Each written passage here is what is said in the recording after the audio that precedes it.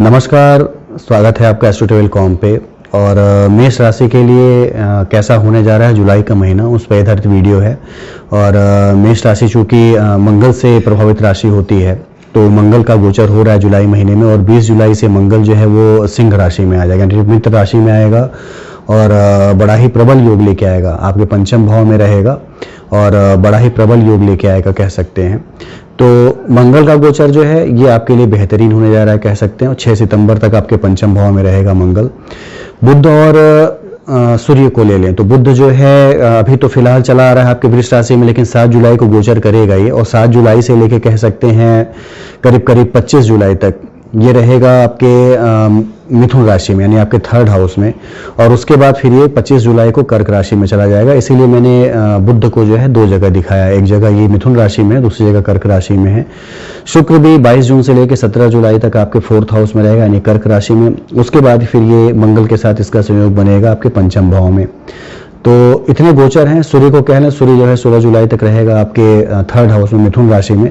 16 जुलाई से लेकर फिर 17 अगस्त तक ये आपके 4th हाउस में रहेगा। इसीलिए मैंने सूर्य को कह लें, बुध को कह लें और शुक्र को कह लें, 2-2 जगह दिखाया है। बाकी शनि और बृहस्पति ये वक्री हैं आपके और लगातार ऐसे ही रहेंगे कह सकते हैं, लंबे समय तक के लिए गोचर है।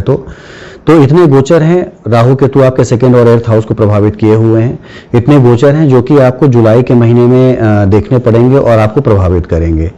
तो प्रभावित किस वे में करेंगे, आइए इस पे एक फोकस डालते हैं। और अलग अलग मैंने सेगमेंट लिया हुआ है। हर बार मैं इसी तरह से वीडियो बनाता हूं कि सेगमेंट अलग अलग होते हैं। आपका पारिवारिक जीवन, दाम्पत्य जीवन को कह लें, व्यवसाय को कह लें, नौकरी को कह लें, और धन दौलत को कह लें, कितना पैसा कमाएंगे या कितना इफेक्ट आएगा आपके कमाई पे, रोजगार पे आपके।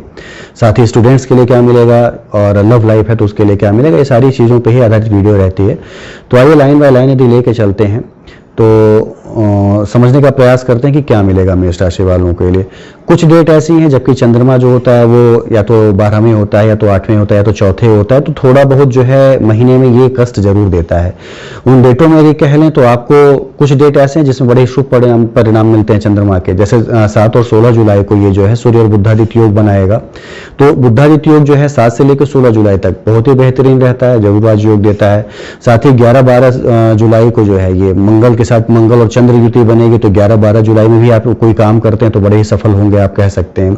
और 26 और 27 जुलाई को यदि देख लें तो गुरु के साथ ये गज केसरी योग बनाएगा। तो आप 7 से लेकर 16 तक को कह सकते हैं, 11-12 जुलाई को कह सकते हैं और 26-27 जुलाई को कह सकते हैं। ये इतने दिन जो हैं काफी शुभ हैं कार्य करने हेतु, यानी लक्ष्मी योग भी बन रहा है, बुधादित्य योग भी बन रहा है, गज केसरी योग भी बन रहा है। तो ये जुलाई का महीना जो है बेहतरीन रह सकता है। इस पीरियड में यानी इन डेटों में काम किया जाए, इन डेट्स जो में यदि काम करें आप तो फल बेहतर मिलने की संभावनाएं होती हैं। अशुभ दिन जो आपके हैं वो हैं 3, 4, 30 और 31 जुलाई। इस समय जो है चंद्रमा आपकी कुंडली से 12वें भाव में रहेगा। तो ये आपको मानसिक रूप से व्याधि दे सकता है कह सकते हैं। 13-14 को ये 4थे रहेगा तो भी माता पिता से कष्ट, मानसिक रूप से आपका थोड़ा दुखी रहना या मन में थोड़ा है भ्रम की स्थिति बनना। साथ ही 22 और 23 जुलाई को ये 8वें रहेगा। तो यहाँ भी आपके सेहत पे कह सकते हैं, आपकी मानसिक स्थिति पे थोड़ा प्रभाव ये डाल सकता है कह सकते हैं यहाँ पे। तो इतनी चीजें हैं जुलाई के महीने में जो कि आपको प्रभावित करेंगी। आइए अब यदि हम व्यवसाय और नौकरी को ले लें तो व्यवसाय और नौकरी के लिए निश्चित रूप से आपका जो 7th हाउस और 10th हाउस, साथ ही साथ पंचम भाव, ये मजबूत होना चाहिए आपका कि किस तरह का है और कितने फल आपको दे रहा है। तो खास तौर से देखा जाए तो आपका जो व्यवसाय का भाव है 7th हाउस, उसका लॉर्ड शुक्र है और शुक्र जो है वो आपके सुखेश में रहेगा और कर्क राशि में रहेगा। तो यहाँ पे थोड़ा आपको निश्चित रूप से सावधान रहना होगा। शनि की जो देखेंगे आप 10वीं दृष्टि आपके व्यापार भाव पे भी है, तो निश्चित रूप से आपको थोड़ा सावधान रहना होगा और संभल के कार्य करने होंगे। शुक्र जो है अपनी एक विपरीत राशि में रहेगा, जहाँ पे कर्क राशि में शुक्र जो होता है बहुत अच्छा नहीं माना जाता।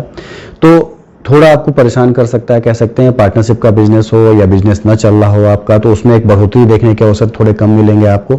अभी कह सकते हैं कि थोड़ा रुकावट एक महसूस होगी आपको अपने बिजनेस के कामों में। साथ ही शुक्र जो है मंगल के साथ रहेगा 20 जुलाई तक। तो यहाँ पे दाम्पत्य जीवन में, क्योंकि मंगल की भी दृष्टि आप 4थी देखेंगे तो 7वें भाव पे है, साथ ही शनि की 10वीं दृष्टि आपके 7वें भाव पे है। तो ये दिखाती है कि आपको दाम्पत्य जीवन में थोड़ा क्लेश का सामना करना पड़ सकता है, थोड़ा एक दूरी का सामना करना पड़ सकता है, थोड़ी अच्छी जिसको कह सकते हैं सुविधा ना मिल पाए। हालांकि बृहस्पति चीजों को मटेरियलाइज करेगा। बृहस्पति की 9वीं दृष्टि आप देखेंगे तो 7वें भाव पे है, जो कि बहुत ज्यादा बुरा नहीं होने देगा कह सकते हैं, अच्छी चीजें आपको देगा। लेकिन फिर भी थोड़े रुकावट के साथ कह सकते हैं, थोड़ी कमी के साथ कह सकते हैं चीजें आगे बढ़ेंगी आपकी। व्यवसाय को भी देखा जाए तो नौकरी पेशा वाले लोगों के लिए देखा जाए तो शनि जो है वक्री होकर आपके खुद की राशि में पड़ा हुआ है और निश्चित रूप से फल आपको बड़े अच्छे देगा, इसमें कोई दो राय नहीं है। खासतौर से देखा जाए तो शनि यदि वक्री हुआ आपकी कुंडली में तो और भी बेहतर फल मिलने की संभावना है। निश्चित रूप से एक शश नामक राजयोग भी बना हुआ है और शनि जब देता है तो काफी चीजें देता है, यानी उच्च अधिकारियों से सहयोग आपके करा के आपको उच्च पद पे पहुंचा देना या जो कार्य आपके फंसे हुए थे उनमें एक जो है एक तेजी ले आ देना, ये सारी चीजें शनि यहाँ दे सकता है। लेकिन आप देखेंगे तो 20 जुलाई के आसपास तक में 4 ग्रहों की दृष्टियां जो हैं आपके 10th हाउस पे रहेंगी। यहाँ पे मंगल और शनि का भी समसप्तक योग बनेगा, तो अपने व्यवहार पे, अपनी वाणी पे, अपने नेचर पे एक नियंत्रण रखना होगा। खासतौर से सूर्य और मंगल की जब समृद्ध दृष्टि पड़ेगी, यानी सूर्य जो है 16 जुलाई के बाद जब आ जाएगा आपके 4th हाउस में और 17 अगस्त तक यहाँ पे रहेगा, तो शनि और सूर्य का आमना सामना होना, साथ ही मंगल 20 जुलाई तक यहाँ पे जब रहेगा तो निश्चित रूप से आपके उग्र बनाएगा, आपको कह सकते हैं, और लोगों से काम निकालने के प्रति आप ज्यादा उत्साह के साथ कार्य करेंगे, लेकिन अति उत्साह नहीं दिखाना है। यहाँ पे सूर्य मंगल की समृद्ध दृष्टि ये दिखाती है कि अति उत्साह आप दिखाएंगे और शनि पे पड़ने से थोड़ा ये दूरी बनाने का कार्य करेगी, थोड़ा आपके कामों में बाधा डालने का काम करेगी। तो 20 जुलाई तक संभल के आपको कार्य करना है नौकरी पेशा वालों को। हालांकि व्यवसाय से अच्छे अवसर नौकरी पेशा वालों के लिए इस समय बने हुए हैं, तरक्की होना, पदोन्नति होना, इंक्रीमेंट बढ़ना, ये सारी चीजें को मिल सकती हैं इस जुलाई के महीने में। धन और दौलत की बात करें तो आपका लाभ भाव और आपका 2nd हाउस ये दोनों बड़ा ही अच्छा होना चाहिए, प्रभावित होना चाहिए। लाभ भाव में बृहस्पति बैठा हुआ है और वक्री होकर बैठा हुआ है। साथ ही साथ 2nd का जो लॉर्ड है शुक्र, वो आपके कुछ समय 4th हाउस में है, कुछ समय आपके 5th हाउस में है। तो पैसे की आपकी आमदनी हो सकती है। खासतौर से यदि देखा जाए तो राहु भी 2nd हाउस में है, तो राहु जो है वो स्वगृही राहु जब होता है तो अचानक से लाभ कराता है, यानी आपका शुक्र जो है वो और राहु ये दोनों मिलकर आपको अचानक से लाभ दे सकते हैं। शुक्र जब भी 4th हाउस में रहेगा तो निश्चित रूप से सुख में आपकी वृद्धि करेगा। हालांकि मैंने पहले ही बताया कि कर्क राशि में बहुत अच्छा नहीं होता है, लेकिन केंद्र में है और 4th हाउस में है 2nd का लॉर्ड, तो ये चीजें दिखाता है कि आपको पैसे की स्थिति एक अच्छी बनी रहेगी। लेकिन जिसको बोलते हैं बहुत प्रबल स्थिति रहना, ये चीजें नहीं रहेंगी। एक सामान्य तौर से जैसे आपकी जिंदगी चल रही है उस तरह से आगे गुजरती रहेगी। बहुत ज्यादा कमाई के संसाधन बढ़ने की संभावना नहीं है।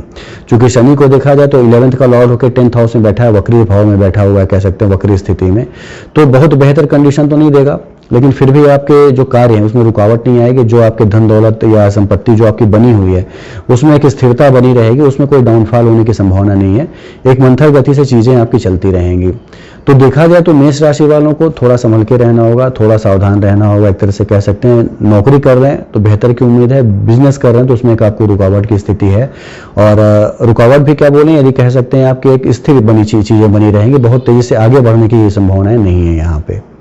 तो ये चीजें थी नौकरी और व्यापार के लिए, धन और संपत्ति के लिए कह सकते हैं। पारिवारिक जीवन और दाम्पत्य जीवन को ले लें तो पारिवारिक जीवन आपका बहुत अच्छा चलने वाला है, बहुत कोई ऐसी स्थिति नहीं कि खराब चले। मंगल और शुक्र जो है पारिवारिक जीवन का, जो संपूर्ण पारिवारिक जीवन का जो लॉर्ड है शुक्र है, वो मंगल के साथ कुछ समय रहेगा, कुछ समय जो है वो 4th हाउस में, कुछ समय 5th हाउस में रहेगा। तो थोड़ा आपको संभलना होगा, कह सकते हैं थोड़ा आपको सावधान रहना होगा। खासतौर से जब सूर्य जब भी यहाँ पे आ जाएगा और सूर्य और शुक्र और मंगल और शुक्र ये सारे जब रहेंगे 4th हाउस में, तो थोड़ा बहुत मनमुटाव होना, थोड़ा बहुत एक दूरी बनना, परिवार में एक मैतक्य न होना, एक मतभेद बने रहना, ये सारी चीजें जरूर आपको मिलेंगी। और यही चीजें आपके दाम्पत्य जीवन में भी घटित होंगी, क्योंकि आपके 2nd का लॉर्ड और आपके 7th का लॉर्ड ये दोनों ही शुक्र है, और शुक्र जो है लगातार मंगल सूर्य के साथ कहीं ना कहीं से बना रहेगा। तो बहुत बेहतर कंडीशन मिलने की संभावना नहीं है। हालांकि आपका भोग विलास पे कह लें, घूमने पे, खाने पीने पे खर्चे आपके बढ़ेंगे, पारिवारिक जीवन में उत्सव बनेगा, ये सारी चीजें होंगी, लेकिन कहीं ना कहीं से एक विरोध भी रहेगा जिसपे कि आपको सावधान रहना होगा, जिसपे कि आपको थोड़ा एक नजर रखनी होगी कि चीजें खराब ना हो या आपके हाथ से आगे ना निकले वो। तो पारिवारिक जीवन और दाम्पत्य जीवन के लिए एक नॉर्मल कंडीशन है। आपके व्यवहार पर निर्भर करता है कि चीजें आपको किस तरह से मिलेंगी या किस तरह से आप चीजों को टैकल करके उनको शांत रख के अपने आप को आप स्थापित किए रहेंगे। तो इतनी चीजें जो हैं एक मेष राशि को मिलने जा रही हैं। साथ ही यदि हम हेल्थ और ट्रैवल को ले लें आपकी, कि आपकी हेल्थ कैसी रहेगी और ट्रैवल कैसी रहेगा, ट्रैवल फायदेजनक कितना रहेगा आपके लिए, तो ट्रैवल जो है खासतौर से 20 जुलाई तक आपके लिए अच्छा एक अवसर लेके आ रहा है।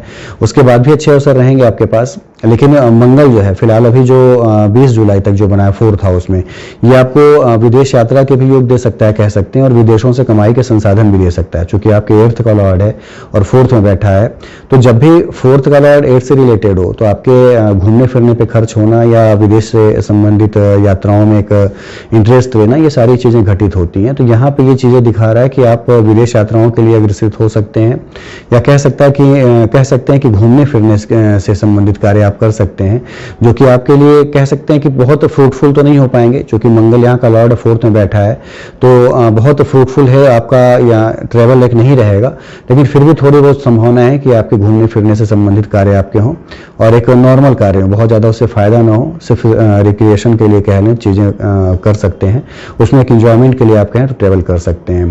हेल्थ को ले लें तो हेल्थ बहुत अच्छी रहने वाली है। हेल्थ पे कहीं कोई ऐसा प्रभाव नहीं है कि आपको बहुत खराब स्थिति उसकी रहे, किसी भी ऐसे बुरे ग्रह की दृष्टि कह लें उस पर नहीं है आपके 6th हाउस पे, जो कि आपके हेल्थ को खराब करे।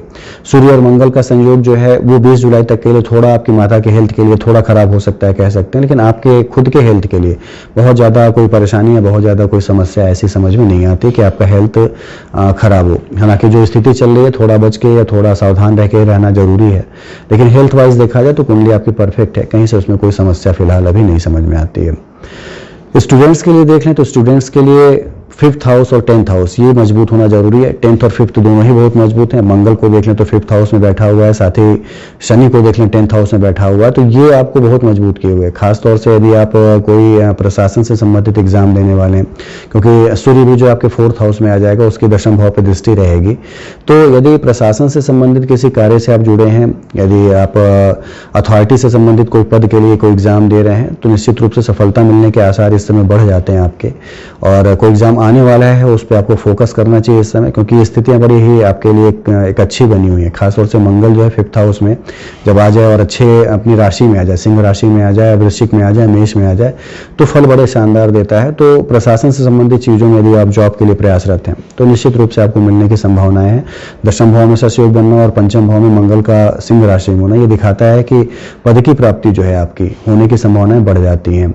तो साथ ही साथ बृहस्पति को भी यदि आप देखें तो उसकी 7वीं दृष्टि जो है आपके 5वें भाव पे है, लाभ भाव से, तो अच्छा खासा एक अवसर बना हुआ है उन लोग के लिए जो लोग कि किसी चीज़ का एग्जाम दे रहे हैं और कोई नौकरी पाने के लिए प्रयासरत हैं या किसी का रिजल्ट आने वाला, तो व्यवस्थाएं अच्छी मिलेंगी उनको, सफलताएं जो उनको अच्छी मिलने की संभावनाएं हैं। स्टूडेंट्स के लिए कहा जाए तो स्टूडेंट्स को इस समय अपने पूरे प्रयास करने चाहिए कि पढ़ाई से मन उनका न भटके, चूँकि शुक्र भी आ जाएगा यहाँ पे, और शुक्र जो है वो निश्चित रूप से मन भटकाने का कार्य करता है मंगल के साथ मिलके, तो इससे एक सावधानी रखनी पड़ेगी इनको और मन को जो है वो थोड़ा मजबूत रखना पड़ेगा, ताकि उनका जो एक लक्ष्य है उसको पाने के लिए वो सतत प्रयास करते रहें, कहीं से उसमें कोई कमी नजर ना आए उन्हें।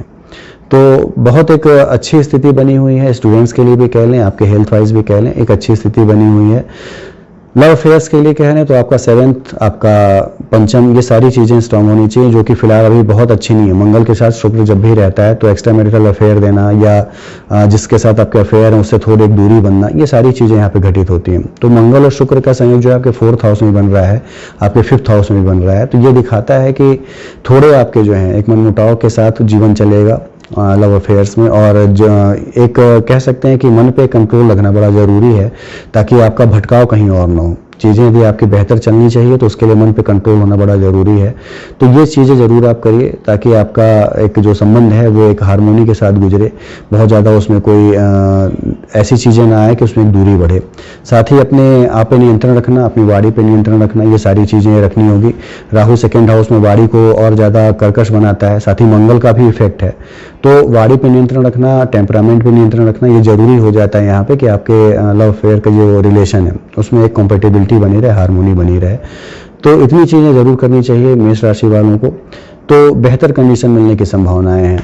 साथ ही साथ पूजा यदि करनी हो तो पूजा करने के लिए आप देखें तो यहाँ पे अभी गुरु पूर्णिमा भी पड़ रही है जुलाई में, देवशयनी एकादशी भी पड़ रही है जुलाई में ही, और ये सारे अवसर जो आएंगे ये निश्चित रूप से बड़े ही ऑस्पिशियस होते हैं और कुछ न कुछ धर्म कर्म से सभी को जरूर जोड़ते हैं।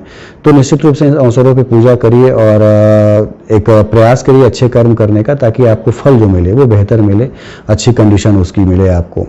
और पूजा यदि करनी है तो आप हनुमान जी की जरूर आराधना किया करें। सभी दर्शकों को मैं यही बताता हूँ बार बार कि हनुमान की आराधना बहुत जरूरी है, खासतौर से कलयुग में, क्योंकि जीवित देव हैं तो निश्चित रूप से तेजी के साथ आपके पाप प्रभाव को दूर करते हैं और आपको उस योग्य बनाते हैं कि आप अपने लक्ष्य को प्राप्त कर सकें।